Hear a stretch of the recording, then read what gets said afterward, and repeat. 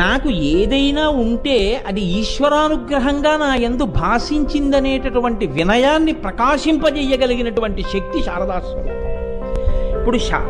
ఇప్పుడు శారదానుగ్రహం కలిగిందనుకోండి, మీకు ఏ చిన్న విభూతి ఉండనివ్వండి, దాని చేత మీరు తరిస్తారు.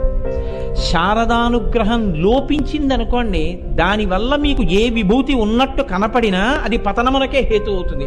ఒకడు నీరు తాగడానికి పనికొచ్చిన నుయ్యి ఇంకోడు పడి చచ్చిపోవడానికి పనికొచ్చినట్టు. ఎందుచేత అంటే కేవలం అహంకారమే కారణం. ఈ అహంకారము పోవాలి అంటే శారద యొక్క కాళ్ళు పట్టుకొని తీరాలి. శరన్నవరాత్రుల ఉపాసన చేసి తీరాలి.